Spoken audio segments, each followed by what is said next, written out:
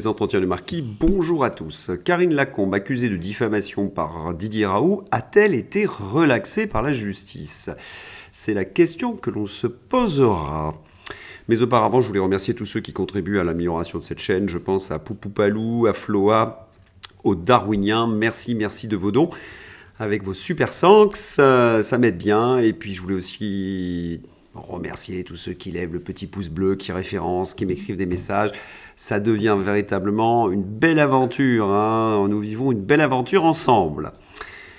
Alors, je disais en titre, est-ce que Karine Lacombe, accusée de diffamation par Didier Raoult, a-t-elle été relaxée? En tous les cas, si j'en crois la presse, et oui, elle a été relaxée, donc elle n'a pas diffamé Didier Raoult.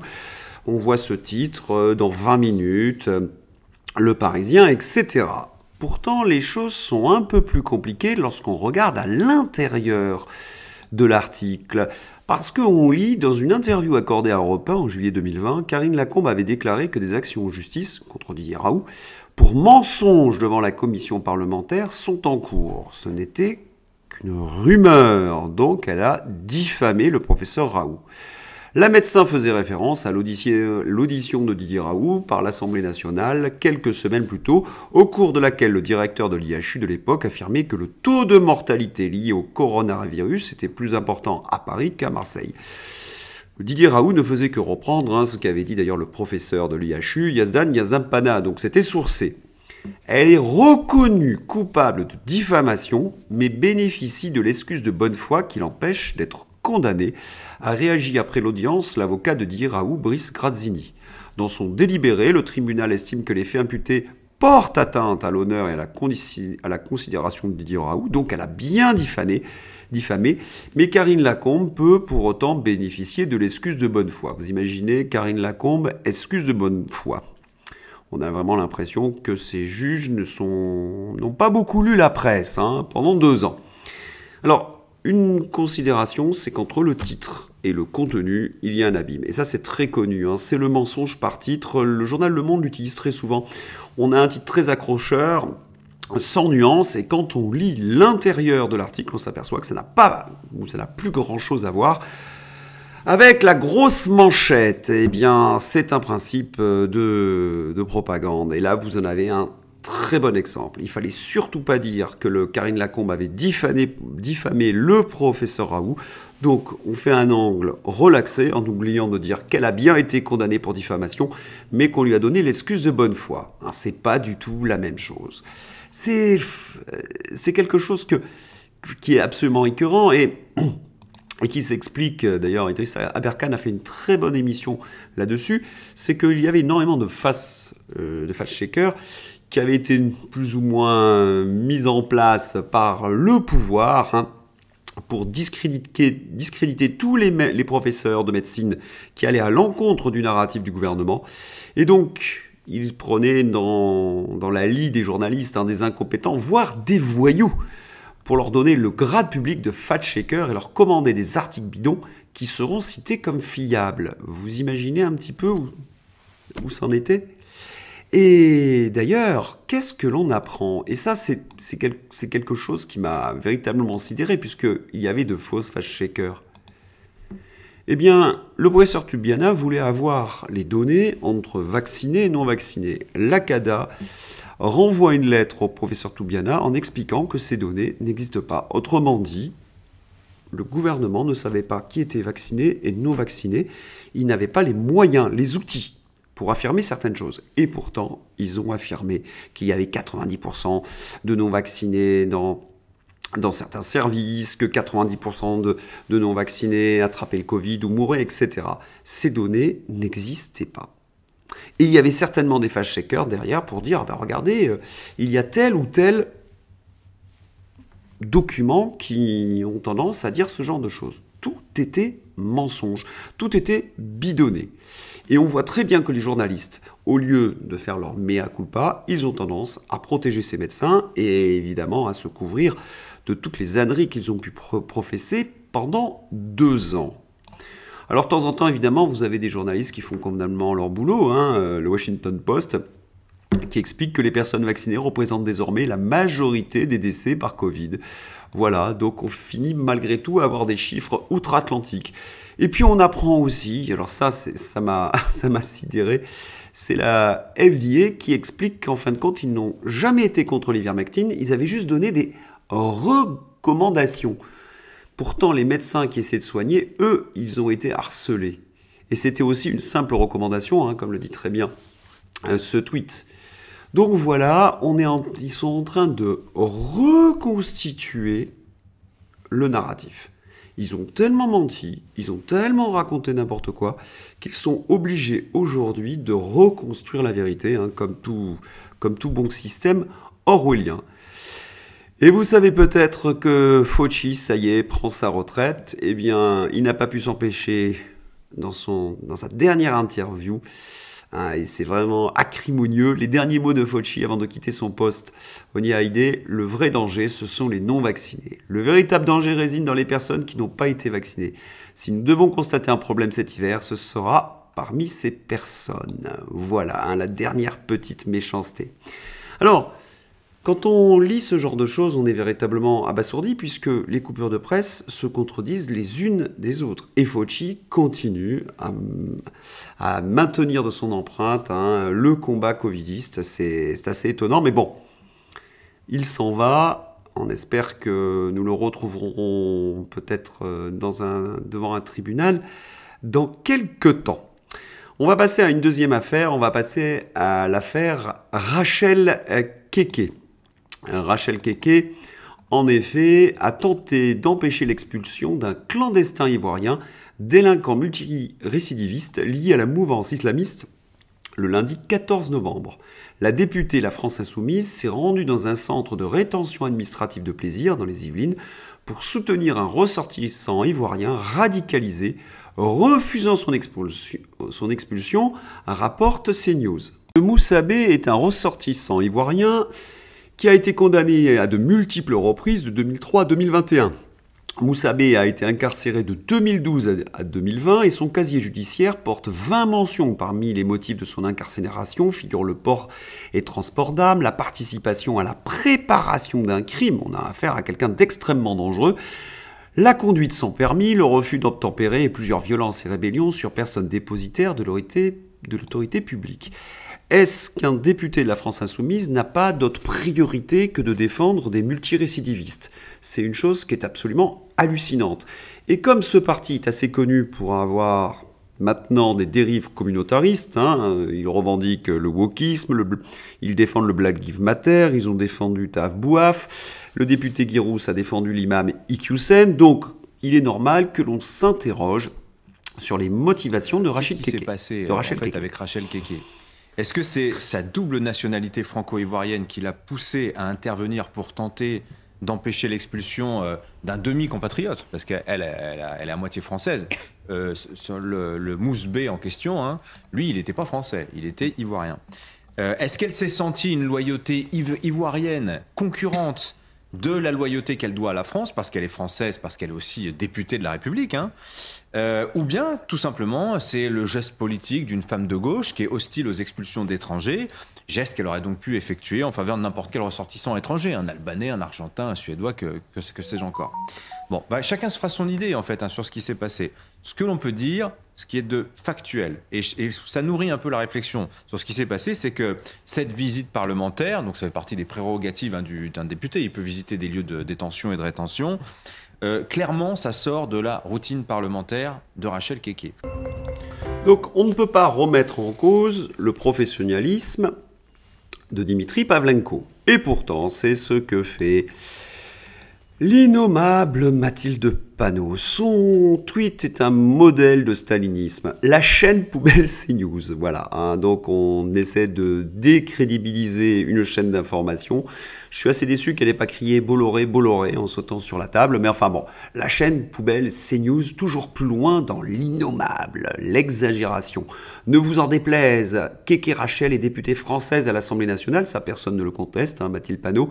Insinuer autre chose n'est que racisme et xénophobie. Et là c'est très intéressant parce que c'est de la diffamation envers Dimitri Pavlenko qui n'a fait que son travail. Car en effet, Comment une députée de la France Insoumise peut-elle aller défendre un multirécidiviste? Il se trouve qu'ils ont la même nationalité, donc il est normal que l'on s'interroge.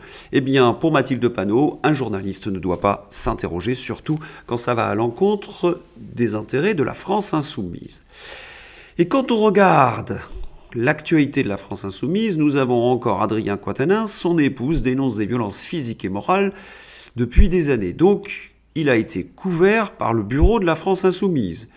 Quant à la NUPES, Julien Bayou, député vert, eh bien, des responsables agricoles portent plainte contre lui parce qu'il encourage la destruction des canalisations. Vous imaginez que des gens font pousser des légumes, font pousser des fruits et qu'il y a des oiseaux qui habitent à l'intérieur des villes, qui ne savent même pas ce que c'est qu'un radis dans la terre, qui arrivent avec des perceuses pour percer les canalisations. Et ils sont encouragés par un député vert. Voilà ce parti. C'est-à-dire qu'ils ont comme combat des choses complètement ubuesques, alors que nous avons Emmanuel Macron, président de la République, qui nous fait pique-pendre, qui nous détruit notre République, qui détruit notre démocratie, qui passe en force sur toute une série de sujets. Eh bien, ces gars-là, leur seul combat, c'est de percer des canalisations ou d'aller défendre des multirécidivistes. Comment voulez-vous que les Français s'y retrouvent? C'est un véritable naufrage démocratique et surtout cela montre que ce parti n'est plus du tout dans la sphère démocratique et républicaine. On sait qu'il y avait des gens qui aimaient la République, c'était nos adversaires politiques, je pense à notamment Kuzmanovic, Kotarak. D'ailleurs, Kotarak aujourd'hui est au Rassemblement national. Eh bien, on sait aujourd'hui qu'il n'y a plus de républicains dans ce parti, qu'il n'y a plus qu'une association d'associations communautaristes, woke, proche des idéaux du World Economic Forum.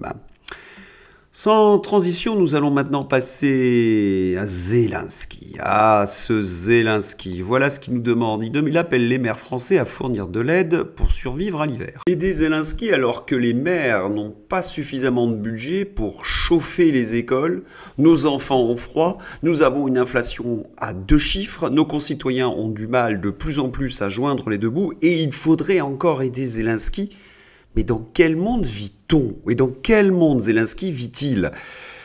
Nous avons aussi vu dans la presse, et notamment chez Asselineau, que l'argent que l'on verse souvent à l'Ukraine est détourné dans des circuits de corruption, qui plus est. Et c'est même, j'ai presque envie de dire, la preuve que notre aide n'est pas véritablement efficace. Parce que si on est encore obligé de donner 18 milliards en 2023, c'est que tout l'argent que nous avons déjà donné n'a pas servi suffisamment. On est bien obligé de se poser la question. L'Ukraine est un puissant fond. D'autant plus que nous savons que ce pays est en train de s'effondrer, il n'y a plus d'eau, il n'y a plus d'électricité. Normalement, il faudrait donner de l'aide à l'Ukraine, mais à une condition, que l'Ukraine s'engage à faire la paix, qu'elle ne continue pas cette guerre. Parce qu'on pourra donner des milliards et des milliards, pendant 100 ans, ça ne changera strictement rien.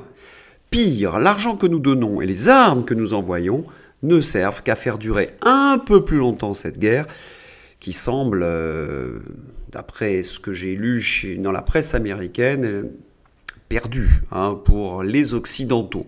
Donc nous avons, comme pendant la période du Covid avec Van der Leyen, des jusqu'au-boutistes qui vont aller jusqu'au bout, jusqu'à ce que la raison reprenne le dessus, parce qu'il n'y aura pas d'autre solution. Et c'est bien ça, véritablement, qui est très, très inquiétant. Mais les Français sont majoritairement derrière Zelensky, et pour quelle raison? Bien, c'est peut-être à cause de ce genre de choses, ce genre de séquences que je trouve hallucinantes. Et donc, c'est urgent de le faire. On préservera des vies en faisant cela. Et moi, ceux qui aujourd'hui sont des sortes de va-t-en-guerre, qui presque espèrent que la guerre se généralise, je crois, ne savent pas ce que c'est que véritablement que la guerre et ses conséquences. Vous pensez à qui? Sur les civils? Je pense à BHL, je pense à un certain nombre de personnes qui, par exemple, au moment où les 2 missiles sont tombés sur la Pologne, souhaitaient immédiatement le déclenchement de l'article 5, que tout le monde entre en guerre aux côtés de l'Ukraine pour créer, en réalité, les conditions d'une 3e 4e guerre mondiale. Je pense qu'il faut se préserver beaucoup de la parole de ces gens et garder son sang-froid face à une situation qui s'aggrave quand même de jour en jour. Bernard-Henri Lévy est sur le terrain en permanence en Ukraine, voit au quotidien les crimes de guerre qui sont commis par les soldats russes. Il témoigne de cela. J'ai pas entendu qui. Bernard-Henri Lévy. Oui, d'accord. Oui, enfin, moi, je ne crois pas un mot de ce que dit Bernard-Henri Lévy. Voilà. Donc, il est sur le terrain, madame. Oui, enfin, il est sur le terrain. Enfin, pardon, il est sur le terrain en réalité. costard, chemise ouverte, en train de se faire prendre en photo pour les prochains. Non, mais écoutez, ce personnage a encore une fois lui aussi trop usé de ses ficelles. Il ne pense qu'à lui, qu'à sa propre image, et je trouve ça absolument détestable. Je ne pense pas. Il y a des structures internationales, l'ONU notamment, qui fait des enquêtes. Il faut le laisser faire les enquêtes et pour découvrir les crimes de guerre, quelles que soient d'ailleurs les personnes qui les commettent. Peu importe que ce soit Marine Le Pen ou quelqu'un d'autre, c'est ce qu'a dit Laurence Ferrari. Elle a défendu BHL. BHL qui venait d'être attrapé en demandant quasiment une guerre mondiale suite aux missiles qui étaient tombés sur la Pologne, et ça devient et ça reste malgré tout, aux yeux de Laurence Ferrari, comme une sorte de caution morale. Comment peut-on faire de Bernard-Henri Lévy une caution morale? Les bras m'en tombent. Il s'est trompé surtout. J'ai fait énormément de vidéos, je ne vais pas revenir là-dessus sur BHL, mais que ça soit en Serbie, il a soutenu les talibans, on se souvient son rôle tout à fait néfaste en Libye. Il a même une affaire de corruption en Libye, aux fesses. On l'a vu en Ukraine soutenir des gens et être avec des gens qui sont accusés d'avoir des sympathies pour les nazis, etc. Donc Bernard-Henri Lévy, c'est tout sauf un témoin de moralité. On sait que c'est un agent de l'influence atlantiste. Eh bien, pour la presse, non, c'est quelqu'un de formidable. Formidable d'aller se balader en chemise blanche et en costard Dior sur le front, sans casque, et comme l'a très bien montré Régis Le Sommier, et sans gilet pare-balles.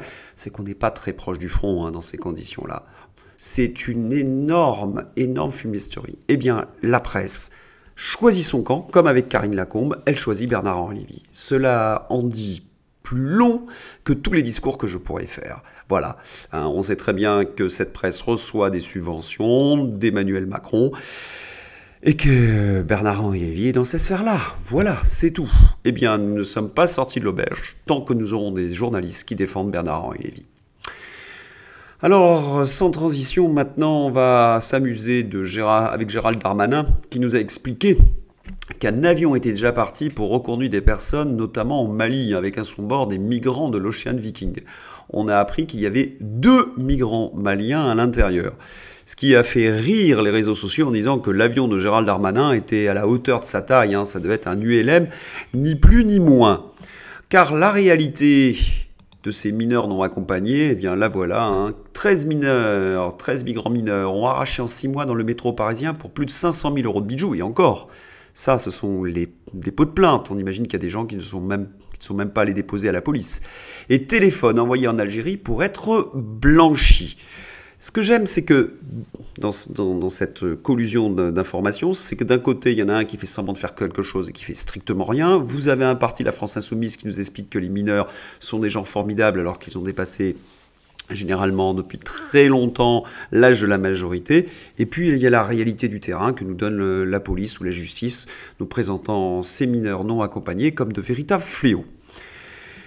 Enfin, je voudrais terminer sur une nouvelle un peu grotesque. Amélie de Montmachin vient d'être recasée par le gouvernement. C'était la dernière, on la félicite vraiment. Elle est ambassadrice de France à l'OCDE. C'est tout ce qui a trouvé Macron pour la récompenser. Non, je plaisante bien évidemment.